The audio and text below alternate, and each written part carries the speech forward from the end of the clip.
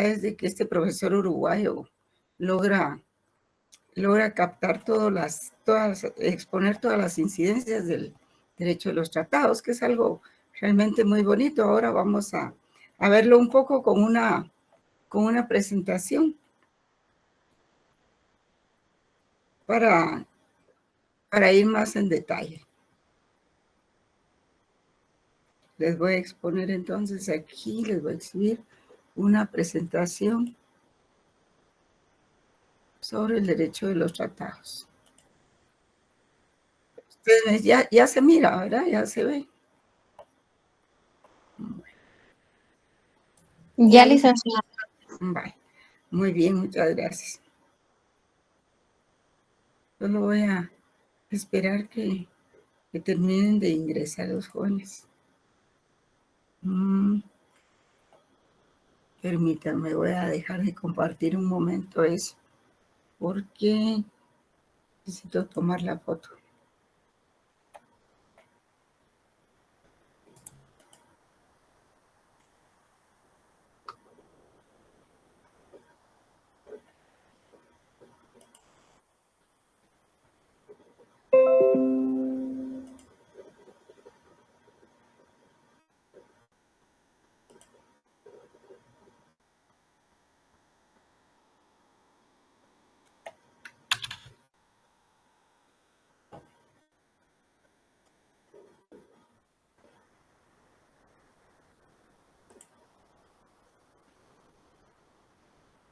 Bueno. Sí, voy a presentarles estas filminas para que puedan llevar el hilo, ¿verdad? Realmente, pues no se trata de estar repitiendo lo mismo, sino solo de que el tema pues quede suficientemente expuesto. Bueno, aquí tenemos pues algunas filminas que recogen un poco lo que trata el derecho de los tratados, así a grandes rasgos. Espero que no me falle la voz, porque a veces cuesta después de estar hablando mucho. Bien, entonces, ¿qué es el tratado? ¿Verdad? La Convención de Viena sobre el derecho de los tratados, pues lo que hace es una codificación del derecho internacional, porque el derecho internacional, como todas las ramas del derecho, necesita un fundamento legal, necesita hacer su propio código de normas generales para que todos los países puedan regirse por ellas, ¿verdad? Especialmente toda la comunidad de estados, todos los estados que integran la ONU.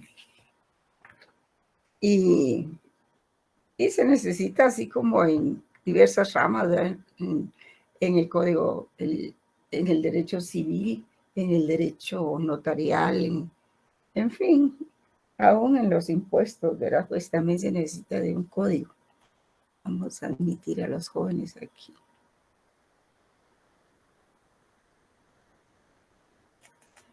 Entonces, el derecho de los tratados no se puede quedar atrás, ¿verdad? Y entonces hay definiciones, hay principios, hay causas de invalidez o impedimentos, hay directrices sobre la forma como se pueden finalizar o dejar de cumplir los tratados. También existen causas de validez y de nulidad de los tratados, como toda disciplina, ¿verdad? Y pues la ONU, como organización interestatal, propiamente, pues impulsó por medio de su Asamblea General el desarrollo progresivo del derecho internacional y de su codificación, ¿verdad? Así encontramos tratados multilaterales que han codificado muchas reglas de derecho internacional en distintas ramas especializadas, ¿verdad? Tales como el tema de los tratados, los temas diplomáticos y consulares, los temas aéreos, espaciales, económicos, marítimos, derechos humanos, entre otras. Y ahora han surgido otras nuevas actividades tecnológicas que requieren regulación, como por ejemplo el uso de armas nucleares, biológicas y nucleares, ¿verdad? Que pues biológicas están prohibidas. Las nucleares están reguladas y cada una pues tiene una organización que vela porque se cumplan las normas de sus disposiciones legales. Y entonces no podía quedarse atrás pues lo que se refiere al derecho de los tratados. O sea, ¿qué es un tratado? ¿Cómo se define? ¿En qué consiste? ¿Cómo se realizan? ¿Qué conforman los tratados? Y la Asamblea General de la ONU se ha encargado de eso y nombró a la Comisión de Derecho Internacional para que cumpla con esa tarea de codificación y del desarrollo progresivo del derecho internacional, ¿verdad? Entonces, ellos como órgano técnico codificador, bajo la autoridad de la Asamblea General de Naciones Unidas, se ha dedicado a la labor de codificación y desarrollo progresivo del derecho internacional, ¿verdad? Y esa es el origen, pues, de este tipo de instrumentos. Vamos a ver una presentación ahí basada en el libro del doctor de Derecho Internacional que se llama el colombiano García Molano, algo así me parece que es. García Molano. Entonces, él pues hace una bonita síntesis del derecho de los tratados, porque este instrumento es sumamente grande y complicado. Y ustedes como abogados, pues deben de conocer esto. Es cultura general. No es así de que se lo aprendan de memoria. Solo tienen que ver y estacionarse en las instituciones más importantes, ¿verdad? Y entonces entramos por lo más básico, ¿verdad? ¿Qué es un tratado? Pues es la negociación más importante jurídica a nivel internacional. También como define ahí la Filmina, ¿verdad? Ustedes pueden leer que es un acuerdo de voluntades. Y tiene sus propias características, ¿verdad? Por ejemplo, pues se consigna por escrito. Pero ¿cuál es el objeto de crear un convenio? Pues es crear, modificar o extinguir una relación jurídica entre ellos a nivel internacional o entre los estados y un ente colectivo internacional, una persona jurídica como son las organizaciones internacionales, como lo es la OEA, como lo es la ONU, por excelencia. Entonces, aquí hay algunas de las condiciones que debe observar un Estado. Por ejemplo, que debe consignarse por escrito, porque imagínense un tratado nuclear que sea verbal sería terrible para todos, ¿verdad? Que contenga derechos y obligaciones para los firmantes, que regule el comportamiento recíproco de los participantes y fijar reglas de derecho internacional en el marco legal previamente, ¿verdad? Y esto proporciona mayores posibilidades de maniobra a todos los países, a todos los participantes, porque ya hay una forma, hay un contenido que nos dice de qué manera se deben realizar los tratados y los convenios entre países, o entre estados y entre estados y organizaciones internacionales.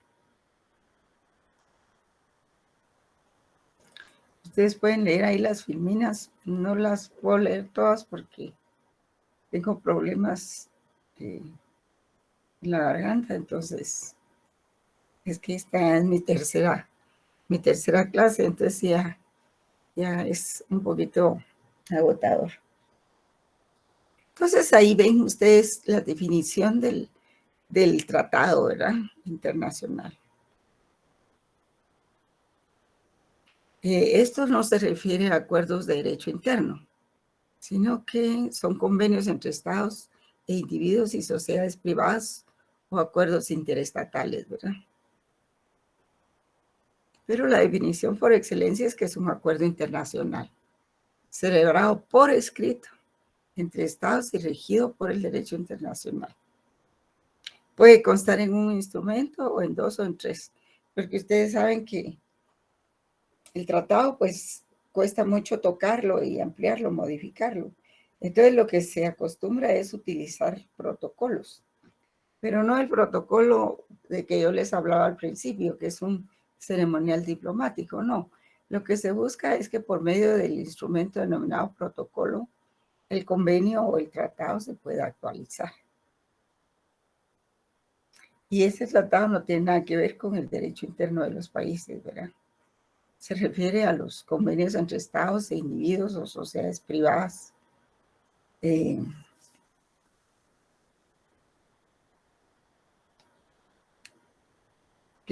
se rigen por el derecho internacional y no tiene nada que ver con los que se rigen por el derecho interno.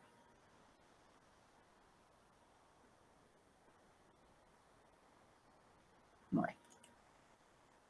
Clasificación, ustedes pueden ver ahí que pueden ser bilaterales, multilaterales o plurilaterales, o uniplurilaterales entre un Estado y varios organismos internacionales. Por el plazo, temporales o transitorios. Y permanentes, pues siempre hay nunca hay contratos perpetuos, ¿verdad? Nunca hay para siempre, porque el hombre es perecedero, el individuo es perecedero. Pero aun cuando los estados permanecen, no permanecen para siempre, ¿verdad? Entonces, no hay acuerdos o contratos o tratados que sean verdaderamente perpetuos, ¿verdad? Siempre hay alguna condición que los hace terminar en algún momento. Ahora, estos pueden ser tratados, contrato o negocio jurídico propiamente, ¿verdad? Y pueden ser tratados ley. Si estos tratados leyes es cuando fijan reglas generales para los estados o normas jurídicas de derecho internacional para algunos aspectos o algunas acciones o cuestiones que tienen que hacer. Por ejemplo, los convenios como el de Montevideo y el de Caracas, que en esos convenios en esos tratados se establecieron normas para tratar el asilo internacional. Y ahí hay definiciones, hay reglas, hay terminología, plazos, en fin, que son propiamente normativos. Son tratados, pero sirven como, se les dice tratados ley porque ya no hay que desarrollarlos con una ley nacional, ¿verdad? Sino solo aprobarlos. Ya la normativa la traen en sí, ¿verdad? Así como el tratado de extradición para todos los países. Ya tienen una normativa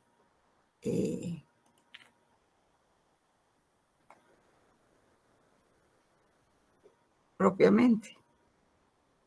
Bueno.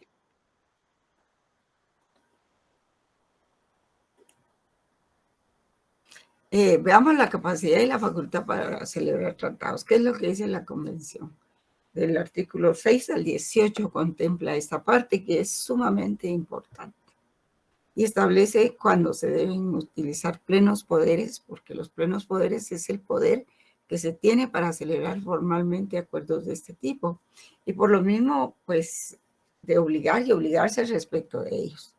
Ahora bien, ¿quiénes pueden actuar con plenos poderes? Pues el presidente y el ministro de Relaciones Exteriores, ¿verdad? Ellos son los que pueden gozar de eso. O sea, el jefe de Estado, ¿verdad? Y la capacidad es plena cuando se puede celebrar todo tipo de tratados sin restricción funcional alguna. Y es limitada cuando solamente se puede celebrar cierto tipo de tratados.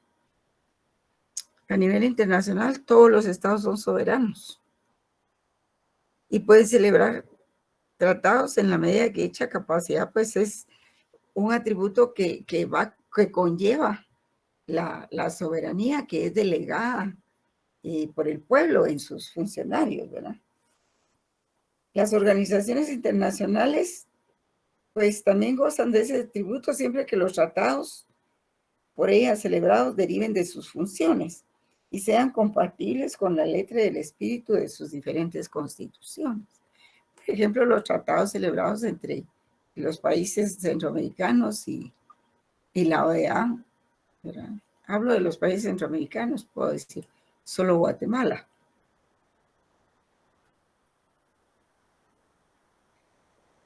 También existen otros sujetos con capacidad especial, y se les dice especial porque son estados, pero territorialmente no siempre reúnen los requisitos. Por ejemplo, la Santa Sede también tiene capacidad para celebrar contratos y facultad para acordar tratados paralelos, que se les llama concordatos. Y estos concordados o concordatos pues sirven para hacer alianzas, ¿verdad? A la hora de que hay algún problema, alguna guerra, entonces esto le permite al Papa hacer alguna alianza o expansiones territoriales. También están los estados diminutos, por ejemplo, estos que son, ahí sí que estados diminutos son pequeños, ¿verdad? Mónaco, Andorra, a veces no tienen más de 1,5 kilómetros de extensión, un área de 1,5 kilómetros cuadrados, y que son pequeños, pero que políticamente han alcanzado el estatus de estados, ¿verdad? Por ejemplo, Andorra creo que está en España, Mónaco está en Francia, Lesoto y San Marino en Italia. Y ellos ceden su capacidad a los estados grandes que los tienen ahí para celebrar tratados, ¿verdad? No necesariamente tienen que estar en ese estado, pero normalmente así es. Y Mónaco, pues, ¿se recuerdan ustedes? Es donde se celebran las carreras de carros, ¿verdad? Los rallies, también en Francia. Pero a diferencia de los estados que fundamentan su capacidad para celebrar tratados en su soberanía, la capacidad también de las organizaciones internacionales tienen diferentes fundamentos, como por ejemplo el reconocimiento de su personalidad jurídica internacional. En sus pactos constitutivos debe constar ese reconocimiento de su personalidad jurídica internacional para que surja al mundo jurídico como entes, ¿verdad? Como entes dotados de derechos y sujetos a obligaciones. Entonces, las organizaciones internacionales, pues, lo que tienen son sus cartas constitutivas, ¿verdad? Donde se les reconoce por el mundo entero su personalidad jurídica. Y está la facultad también para celebrar tratados. Por ejemplo, en los estados, el jefe de Estado y ministro de Relaciones Exteriores o quien haga sus veces son los facultados, ¿verdad?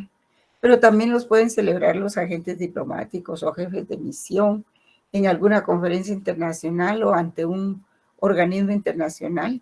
Pues si tienen delegación, son competentes. Un tratado que se haya iniciado con el jefe de Estado, pero que haya tenido sus, digamos que sus etapas y que la conclusión ya es solo la firma, pues estos entes, estos agentes pueden concluir esos tratados, siempre que tengan delegación del Estado, del jefe de gobierno, del jefe de Estado. Ahora, en el caso de las organizaciones internacionales, pues esta facultad recae en un órgano colegiado expresamente designado para tal fin. Junta directiva, consejo, comité, petit comité, qué sé yo, ¿verdad? O sea, es el cuerpo colegiado que forma la cabeza del ente, ¿verdad? Y entonces ellos son los que pueden dar esa delegación. Y esa delegación pues se efectúa por medio de resolución o acuerdo, o bien descansa en los órganos plenarios que son las asambleas. Por ejemplo, OEA y ONU tienen sus asambleas generales, ¿verdad? Y es la asamblea la que autoriza y la que delega. Pero también en el derecho internacional hay ciertos principios generales que rigen y fundamentan el derecho a los tratados. Uno de los más importantes es pacta sunt servanda, es decir, que los tratados deben ser cumplidos, eso en general. Y tienen el principio del derecho internacional regulado en el artículo 26, ¿verdad?, de la convención. Es bueno, si tienen la convención ahí, ir viendo esos artículos, porque yo se las envié cuando les envié los primeros documentos. También hay un principio absoluto contemplado en la convención que dice: todo tratado en vigor obliga a las partes y debe ser cumplidos por ellos de buena fe. ¿Esto qué quiere decir? Que no solo deben ser cumplidos, sino que además de buena fe. Es una regla universal, con todas las características de una norma consuetudinaria. Es además una regla o elemento universal de moralidad y ética, y determina que los tratados internacionales son obligatorios. Y es la norma jurídica internacional de carácter coercitivo para asegurar el cumplimiento de los compromisos internacionales. O sea, al no existir un ente que se encargue de velar por ese cumplimiento, un ente coactivo, que les dijera, un cuerpo armado que obliga a los países y todo, pues se basa en la reciprocidad, ¿verdad? Por ejemplo, si Guatemala no, que es parte de un tratado, por ejemplo, en el caso del Tratado Interamericano de Derechos Humanos, en donde está la Corte Interamericana de Derechos Humanos, pues, ¿qué es lo que hace? Si la Corte emite una sentencia en contra del Estado de Guatemala y el Estado tiene que cumplirla, porque si no, se ve sujeto a sanciones, a bloqueos y a una serie de cuestiones. Y cuando Guatemala quiera exigir derechos en otras latitudes, no se las van a dar, ni se las van a reconocer. Entonces, yo te doy, pero si tú me das, ¿verdad? Ese es el pacto, es un tratado de reciprocidad, un principio de reciprocidad que obliga a los estados a cumplir con los tratados. Bona fide, por ejemplo, buena fe, quiere decir esto. Todo tratado debe ser cumplido de buena fe. ¿Pero qué quiere decir esto? Que los estados deben cumplir un tratado con la más estricta moral, rectitud, honestidad, ética, verdad y honradez en la acción. ¿Verdad? Es un principio absoluto relacionado con la prohibición del abuso del derecho, incluso cuando la acción formalmente jurídica está en contra del ordenamiento jurídico establecido. Porque sí, porque cuando los tratados se aprueban, ya no hay marcha atrás y no se puede invocar el derecho interno como justificación del incumplimiento de un tratado. Porque cuando Guatemala, por ejemplo, firma un tratado, lo acepta, lo aprueba y lo ratifica, todavía antes de la ratificación puede hacer una reserva de decir, pues yo me reservo el derecho de no cumplir con estos y estos artículos, ¿verdad? Es en ese momento que lo puede hacer. Pero una vez aprobado y ratificado ya no se puede, aunque vulnere un derecho interno, ¿verdad? Y esto lo hacen porque si se deja voluntad de las partes ese cumplimiento, pues peligra la buena fe y la seguridad de las relaciones internacionales, porque no se puede decir, bueno, va a cumplir o no va a cumplir, no se tiene la certeza, sino que se debe tener la certeza jurídica de que todos los convenios y los países que se han comprometido los van a cumplir. Entonces ven ustedes cómo hay de derecho natural en todo esto, en el aspecto moral, rectitud, honestidad, ética, verdad, honradez.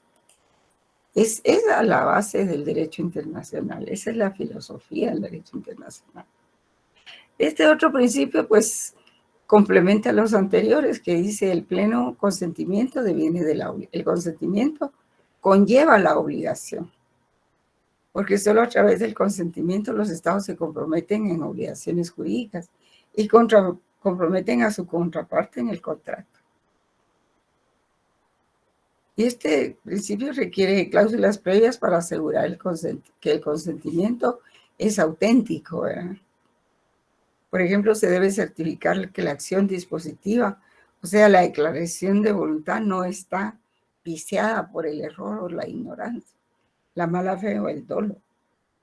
Y que no es resultado de la coacción tampoco, ¿verdad?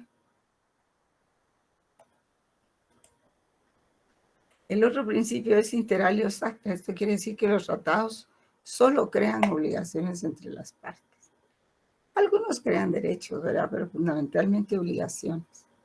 Este principio es relativo, ¿verdad? Porque, por ejemplo, los tratados de libre comercio o los tratados sobre el derecho internacional humanitario, que después lo vamos a ver, pues el derecho internacional humanitario trata de que los países en guerra no lastimen a los civiles, ¿verdad? Que los pongan a resguardo. Y por eso es que crea ciertas normas sobre los ataques, sobre el armamento, en fin, sobre varias cosas. Entonces los beneficiados ahí son terceros, tal vez no pero los terceros son civiles, pues, la población civil.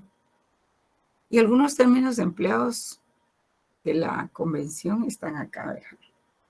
Lo que son los tratados, también en qué otras formas se les puede denominar, ¿verdad? Tratados, convenios, acuerdos. La ratificación, la aceptación, la aprobación y la adhesión, que son las formas en que un Estado puede obligarse por un tratado. Los plenos poderes para tener facultades en el consentimiento. La reserva, en qué consiste el Estado negociador y el Estado contratante. Y el tercer Estado también, que no es parte del contrato o del tratado, y que es una organización internacional. Entonces, en este convenio se ven toda esa terminología, ¿verdad? La conclusión de los tratados o etapas aquí se refiere a la negociación, a la firma y la ratificación. O sea, cuando se cierran los tratados. ¿Qué es negociación? Ustedes pueden leerlo ahí.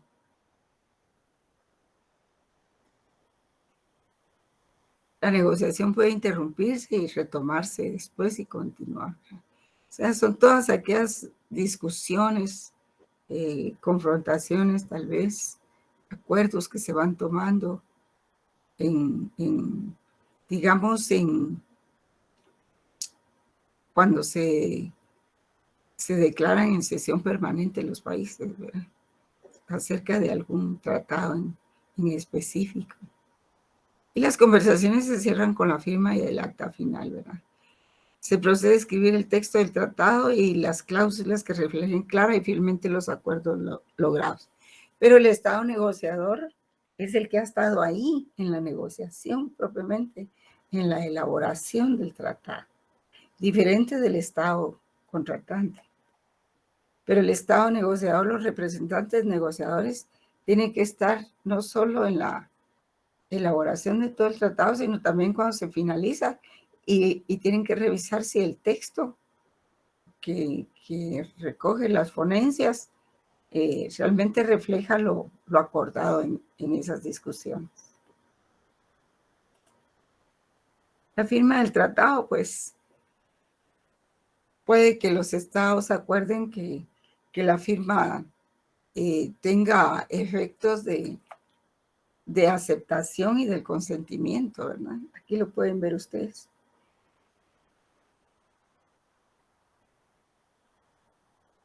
O que de los plenos poderes se desprenda que la firma, pues, es ya la aceptación, ¿verdad?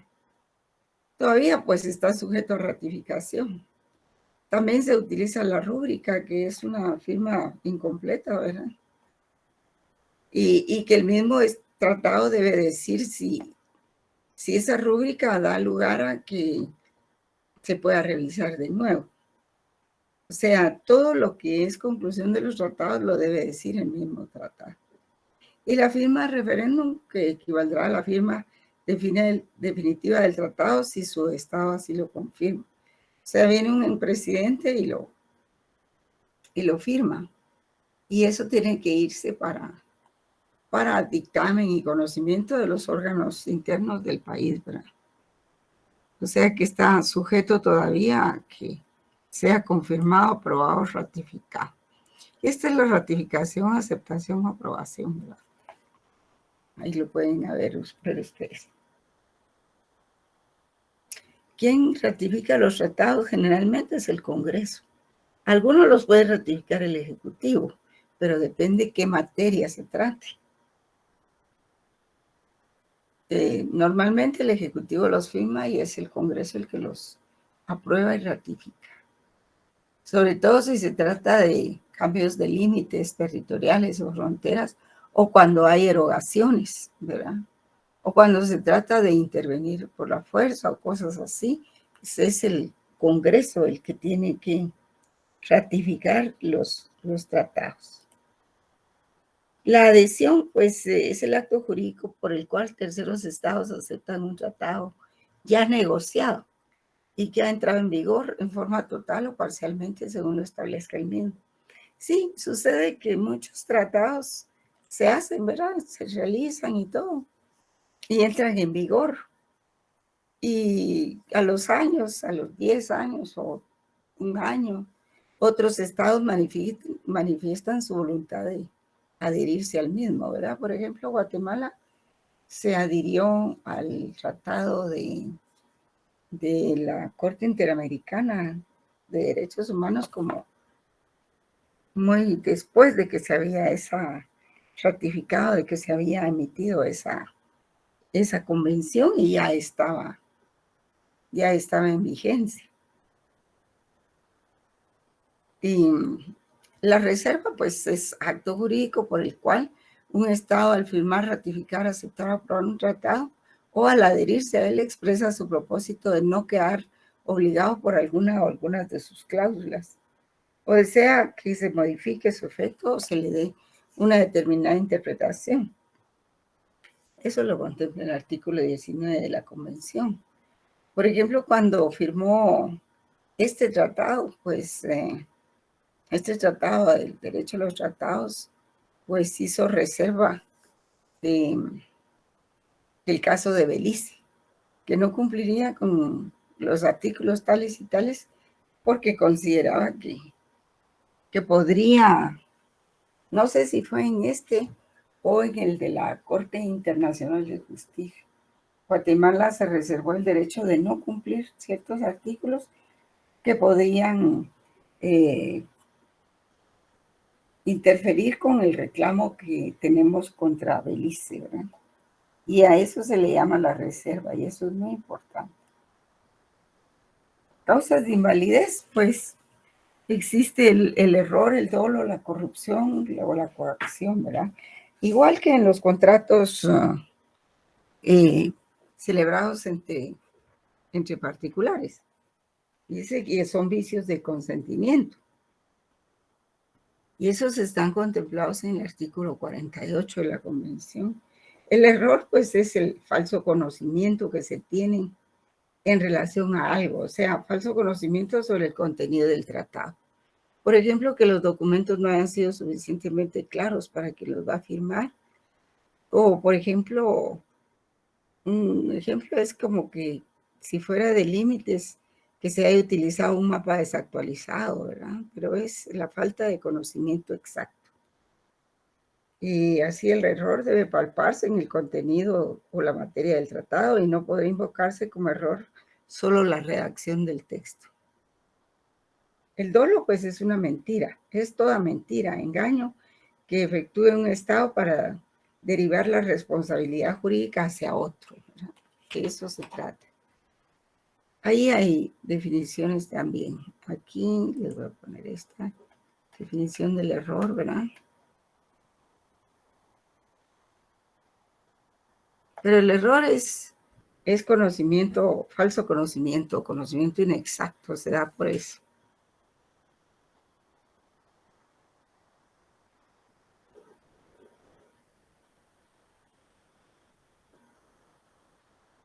La corrupción, pues estos otros, la coacción, ahí habla de la corrupción también, ¿verdad?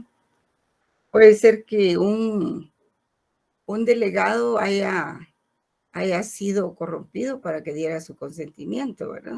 Sobre todo si se trata de un país a veces pequeño que solo cuentan en número y no en poder. La coacción, pues, es cuando se ejerce algún tipo de fuerza, ¿verdad? A fin de que el Estado acepte, o el representante del Estado acepte las condiciones presentadas o impuestas. En todo caso, ahí no hay voluntad libre y espontánea, ¿verdad?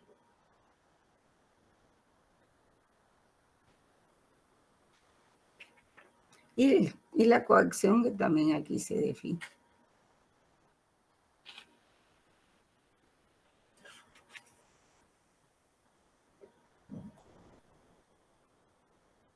Por ejemplo, que le digan a un Estado que si no firma el tratado, pues será invadido, o que no se le va a vender granos en adelante si no da su consentimiento para la firma de un determinado tratado o algo así, ¿verdad? Hay cierta coacción ahí. Y hay causas de nulidad, ¿verdad? Esto se debe a oposición con normas del Jules Collins, como decía el profesor de la conferencia de ayer, ¿verdad? Podrá estar viciado en nulidad todo tratado que al momento de su celebración esté en oposición a toda norma imperativa del derecho internacional, ¿verdad? Y esto es con una norma que es aceptada y reconocida por el conjunto de estados que conforman la comunidad internacional. Sí, esa es una norma general del derecho internacional, por ejemplo, que esté en contra del pacta sunt servanda, ¿verdad? Entonces deviene nulo. Y la nulidad puede ser invocada en todo momento, antes o después de la conclusión del tratado. O también puede ser un tratado que esté promoviendo la guerra contra otro, como decía el profesor ayer, ¿verdad? Eso pues es nulo de pleno derecho, ¿verdad? Entonces no nace a la vida jurídica. El registro del tratado pues es un procedimiento administrativo, ¿verdad? Que está a cargo de la ONU, está en el artículo 192 de la Carta de la ONU y en el artículo 18 del Pacto de la Sociedad de Naciones. Naciones. A veces las máquinas interpretan.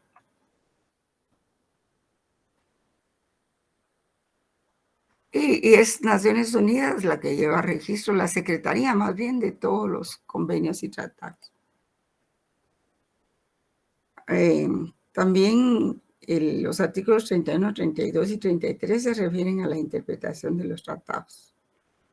Interpretar, las reglas son que se debe interpretar de buena fe y en cumplimiento de los tratados, ¿verdad? Pacta sunt servanda.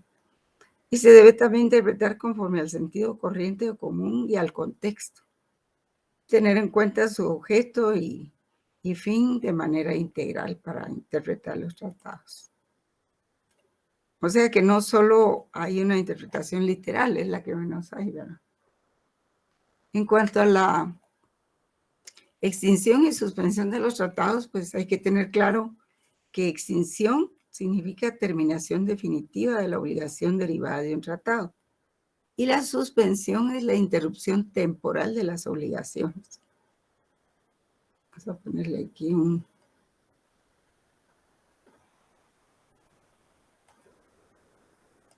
para diferenciarla.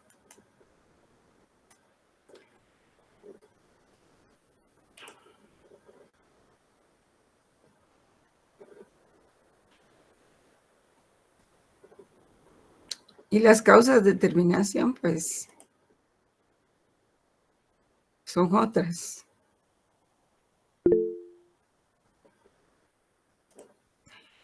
Según lo disponga, expresa o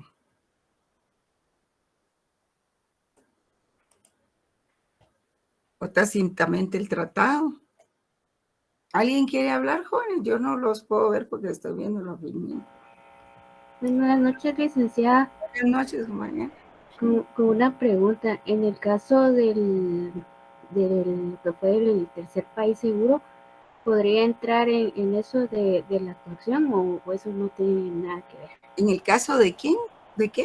Perdón, Karen. Del país seguro. País, tercer país seguro, que fue en el gobierno de Jimmy Morales. país seguro. Sí. ¿En qué caso? Pero específicamente en qué. Si ahí no hubo dolo o error.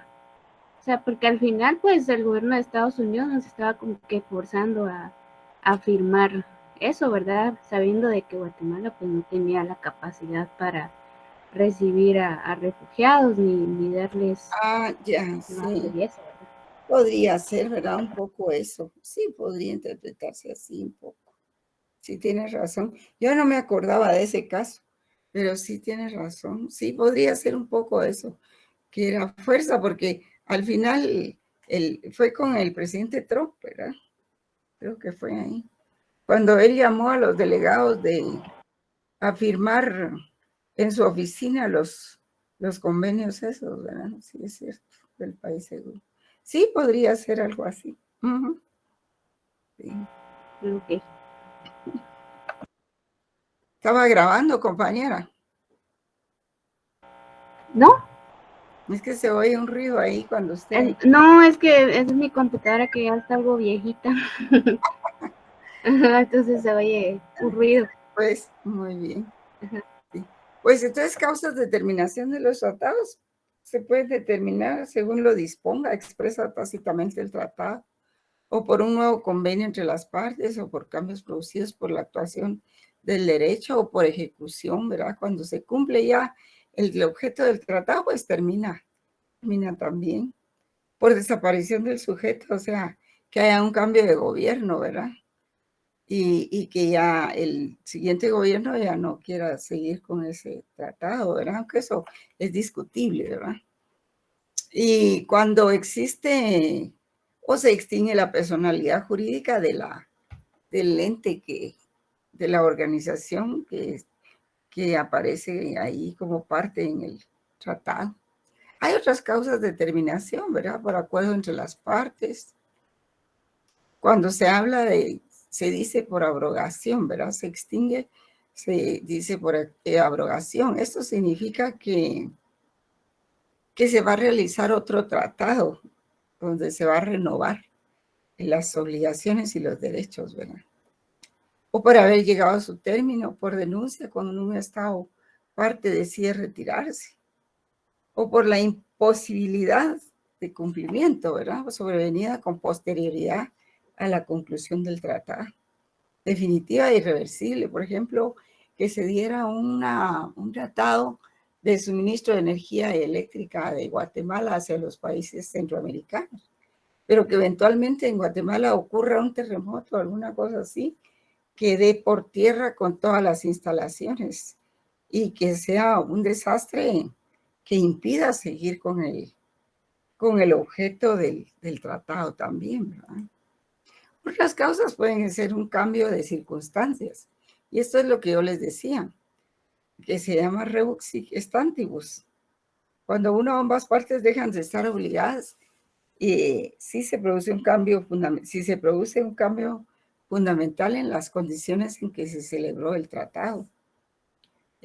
También quedan exentos de obligaciones, porque aquí lo que se va viendo es que no hayan responsabilidades, ¿verdad?